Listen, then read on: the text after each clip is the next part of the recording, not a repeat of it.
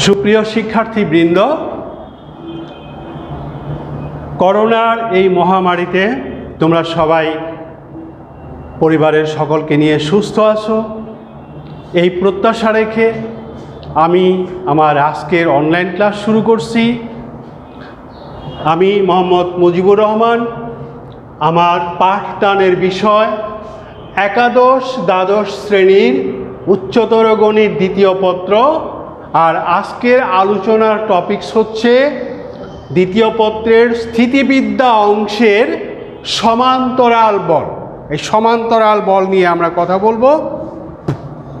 তাহলে প্রথমে আমাদের বুঝতে হবে সমান্তরাল বল কাকে বলে। কতগুলো বলের ক্রিয়াদিক যদি একই দিকে হয় অথবা সমান্তরাল হয়, একই দিক হতে পারে, বিপরীত দিকও হতে পারে, তবে তাদের ক্রিয়াদিকটা সমান্তরাল হবে। যদি এরকম হয় তবে এই বলগুলোকে আমরা সমান্তরাল বল বলবো। এই সমান্তরাল বল যেমন এখানে তিনটা বল দেখানো হয়েছে, পি, কিউ, আর। তিনটা বলই সমান্তরাল, যদিও পি এর ক্রিয়াদিক এই দিকে, কিউ এর ক্রিয়াদিক এই দিকে, কিন্তু আর এর ক্রিয়াদিক তার বিপরীত দিকে। কিন্তু বিপরীত দিকে হইলেও যেহেতু তারা সমান্তরাল রেখা বরাবর আছে, অতএব এই বলগুলো সমান্তরাল বল। এখন এই সমান্তরাল বল আবার দুই ধরনের। একটা হলো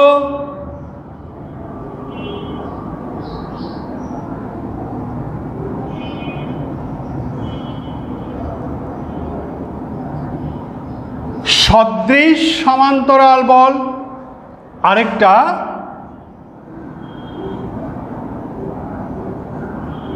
অসদৃশ সমান্তরাল বল।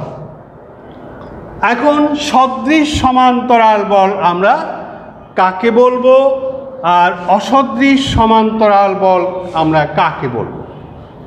যদি আমরা দুইটা বলের কথাই বলি, যদি দুইটা বলের ক্রিয়াদিক একই দিকে হয় তাহলে এই ধরনের বলকে আমরা বলবো সদৃশ সমান্তরাল বল। আর দুইটা বলের ক্রিয়াদিক যদি বিপরীত দিকে হয়, তারা সমান্তরাল কিন্তু তাদের ক্রিয়ার দিক বিপরীত দিকে, যেমন এই দুইটা, এই ধরনের বলকে বলা হয় অসদৃশ অথবা বিসদৃশ সমান্তরাল বল। তাহলে শিক্ষার্থীবৃন্দ, আমরা জানলাম সমান্তরাল বল কাকে বলে, সদৃশ সমান্তরাল বল কাকে বলে, অসদৃশ বা বিসদৃশ সমান্তরাল বল কাকে বলে। এখন আমরা জানব দুইটি সদৃশ সমান্তরাল বলের লব্ধিটা কত হয় এবং লব্ধির প্রয়োগ বিন্দুটা, অর্থাৎ লব্ধির কার্যকর বিন্দুটা কোথায় হয়, তা আমরা সেটা জানার জন্যে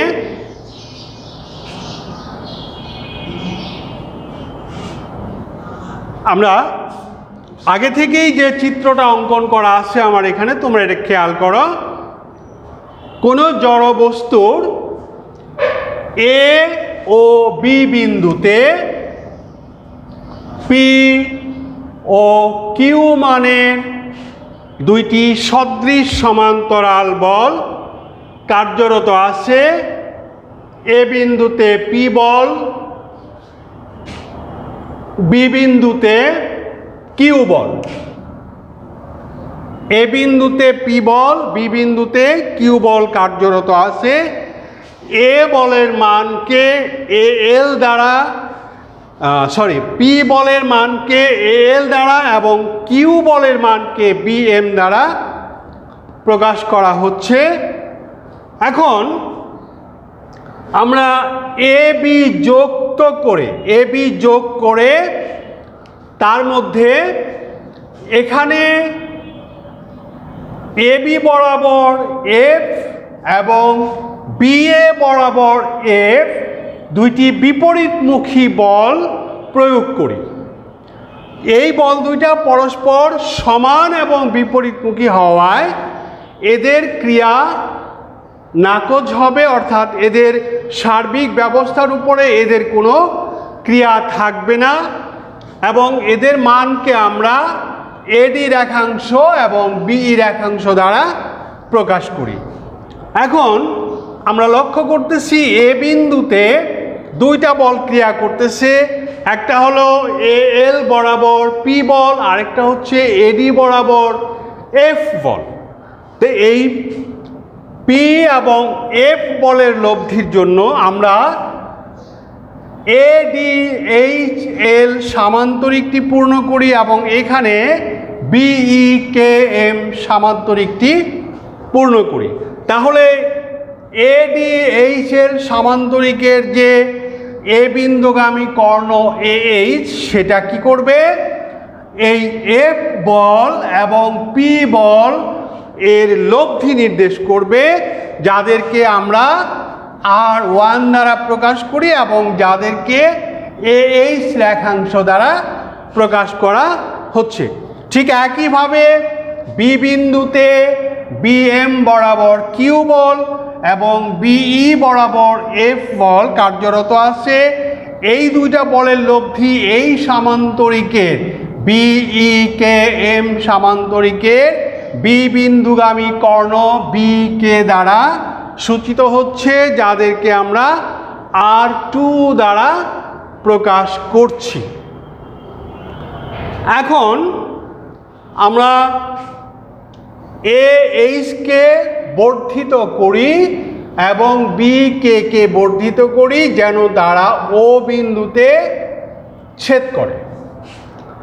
এখন ও বিন্দুতে ছেদ করলে আমরা এই যে লব্ধি যেটা R1 ছিল এবং R2 ছিল, এই লব্ধির প্রয়োগ বিন্দুটা ছিল আসলে এ বিন্দুতে, লব্ধিটা কার্যরত ছিল এ বিন্দুতে। এটাকে আমরা বল স্থানান্তরের নীতি অনুসারে এটাকে আমরা ও বিন্দুতে স্থানান্তর করি এবং এই বলটাকে আমরা ও বিন্দুতে স্থানান্তর করি।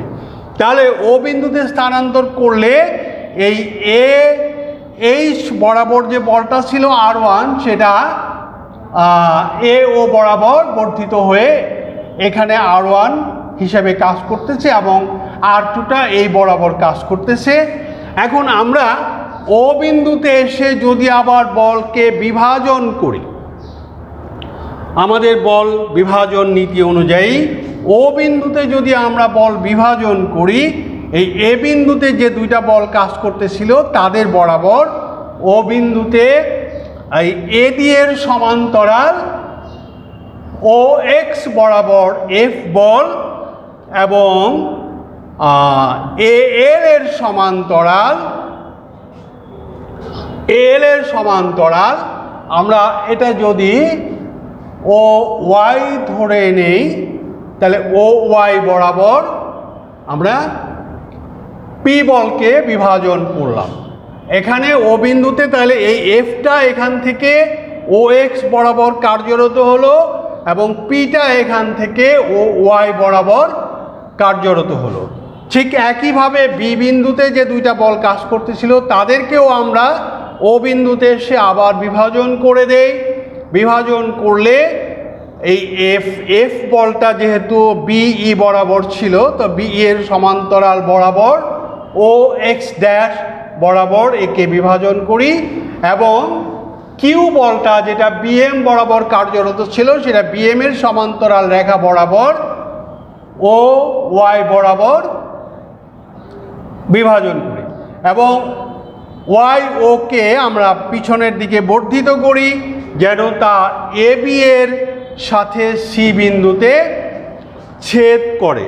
তাহলে এখন ও বিন্দুতে আমরা লক্ষ্য করতেছি যে ও এক্স বরাবর এফ বল এবং ও এক্স ড্যাশ বরাবর এফ বল দুইটা সমান মানের বল পরস্পর বিপরীতমুখী ক্রিয়া করছে। তো দুইটা পরস্পরমুখী বা পরস্পর সমান ও বিপরীতমুখী বল পরস্পরের ক্রিয়াকে নাকচ করবে, ফলে আমার এই এফ এবং এই এফ এর কার্যকারিতা থাকবে না, ফলে আমার ও ওয়াই বরাবর একটা পি বল আর একটা কিউ বল কার্যরত আছে। এখন একই রেখা বরাবর যদি দুইটা বল একই দিকে ক্রিয়া করে তাহলে আমরা জানি তাদের লব্ধি হয় তাদের যোগফলের সমান। কাজে আমরা এখানে লব্ধিটা পাচ্ছি একটা পি আর একটা কিউ, দুইটা ও ওয়াই বরাবর কাজ করতেছে।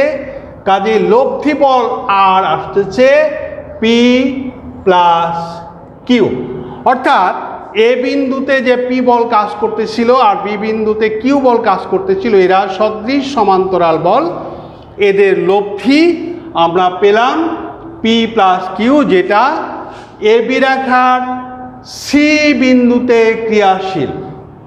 কাজেই লব্ধির মান হলো পি প্লাস কিউ এবং লব্ধির প্রয়োগ বিন্দু হলো সি বিন্দু।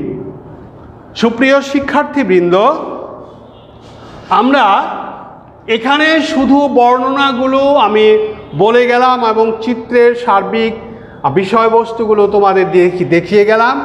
এখানে আসলে পুরো উপপাদ্যটাই বিশেষ করে বর্ণনামূলক।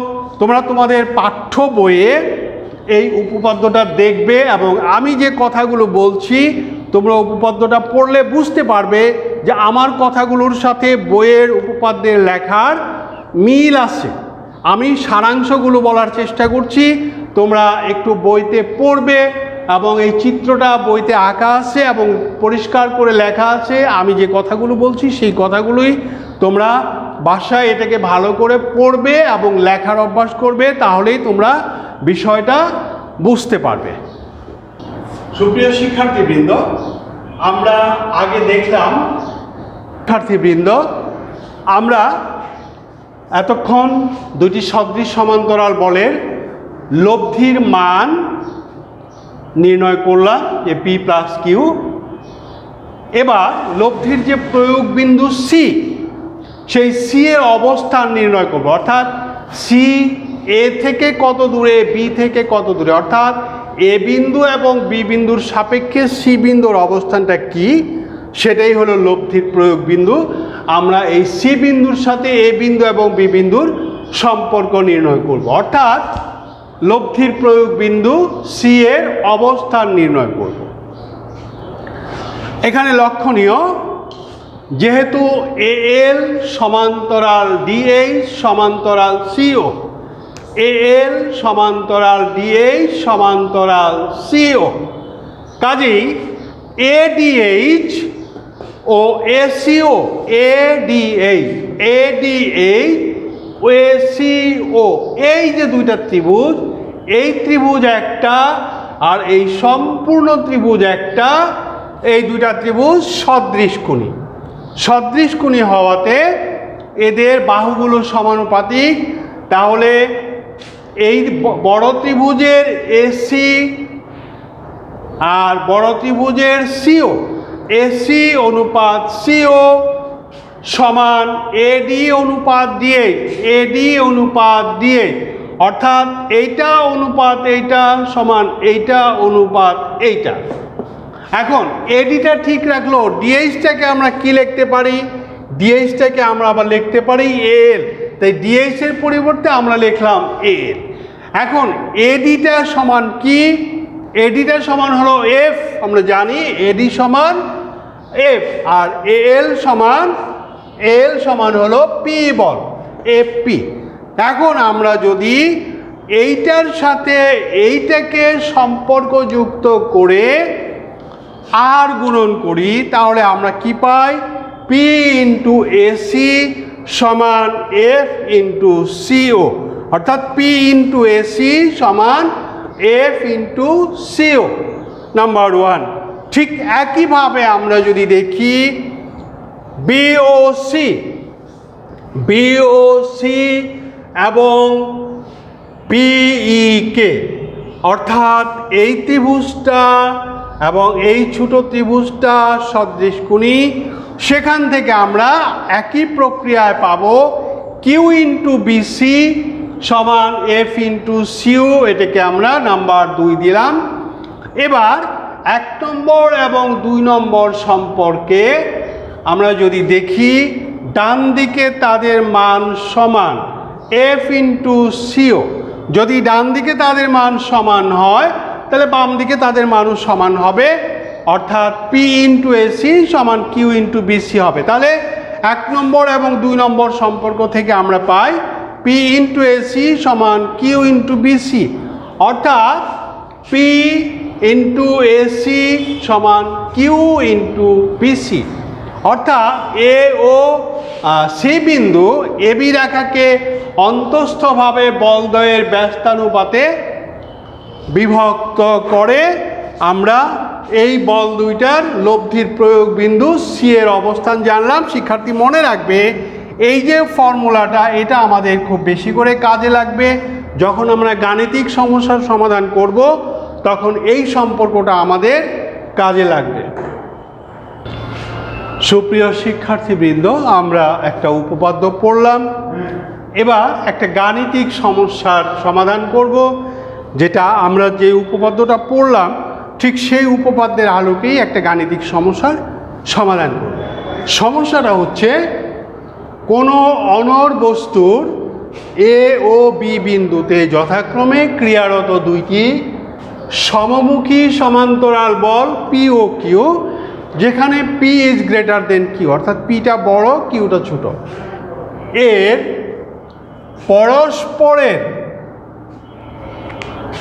অবস্থান বিনিময় করলে দেখাও যে তাদের লব্ধির ক্রিয়াবিন্দু এবি বরাবর ডি দূরত্বে সরে যাবে, যেখানে ডি সমান P minus Q divided by P plus Q into AB.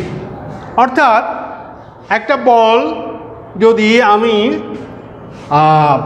তাদের প্রয়োগ বিন্দু যেমন স্বাভাবিকভাবে মনে করো এটা একটা বল পি, এটা একটা বল কিউ, যদি এই বলটা পি এই বলটা কিউ হয় এবং পি বলটা যদি বড় হয় তাহলে লব্ধির ক্রিয়াবিন্দুটা অবশ্যই পি এবং কিউ বলের যে সংযোগ রেখা সেই বরাবর পি এর দিকে হেলে থাকবে, অর্থাৎ পি এর দিকে কাছাকাছি হবে, অর্থাৎ এই অবস্থানে থাকবে লব্ধির ক্রিয়াবিন্দুটা।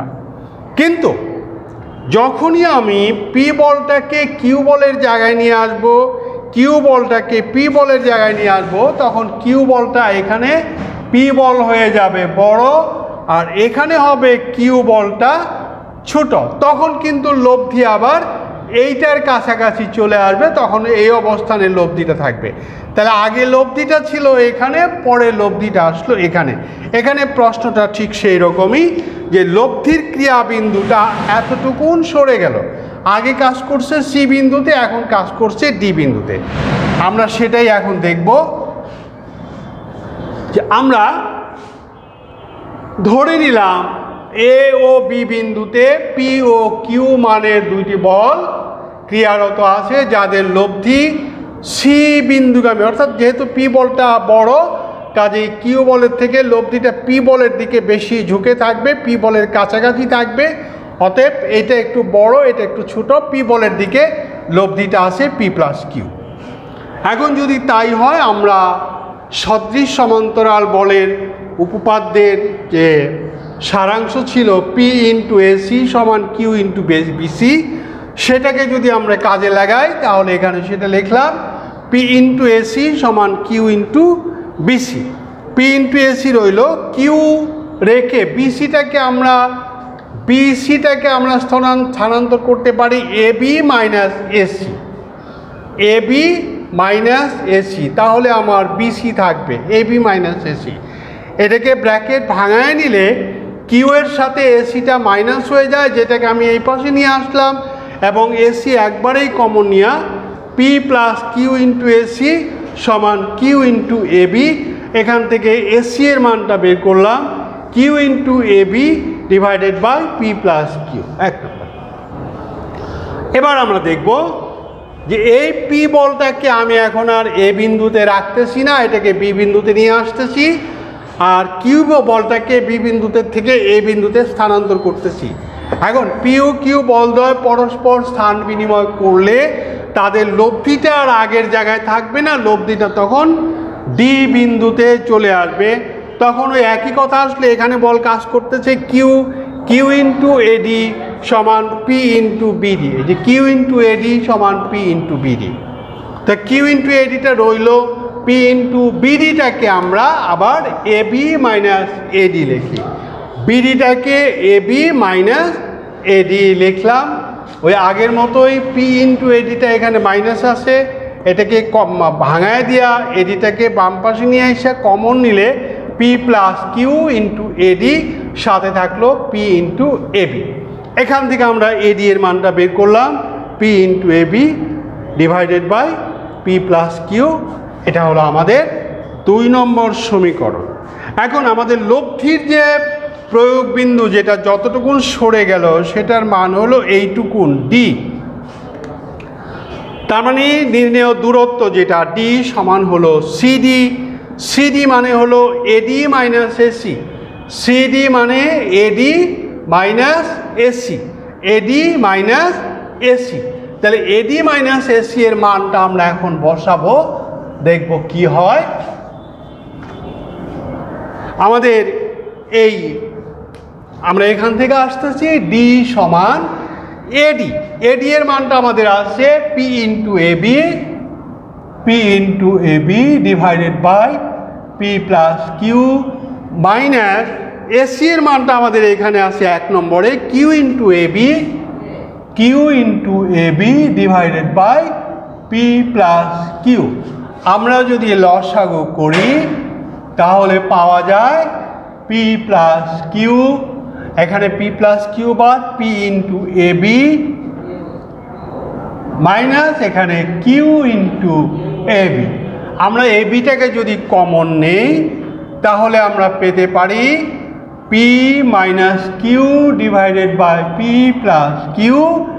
এবিটাকে পাশে রেখে দিলাম, অর্থাৎ আমাদের লব্ধির প্রয়োগ বিন্দু ডি সমান P minus Q divided by P plus Q into AB. এই দূরত্ব পরিমাণ সরে গেল, আমাদের সমস্যাটা প্রমাণিত হয়ে গেল। সুপ্রিয় দর্শক বৃন্দ, তোমরা এই উপপাদ্যটাকে ভালো করে পড়বে, অত্যন্ত জরুরি একটা উপপাদ্য। তোমরা বাসায় বারবার চর্চা করে অনুশীলন করে এটাকে শিখে নিবে। আর পরবর্তী ক্লাস দেখার আমন্ত্রণ জানিয়ে আজকের মতো এখানেই শেষ করছি। সবাই ভালো থাকো, সুস্থ থাকো।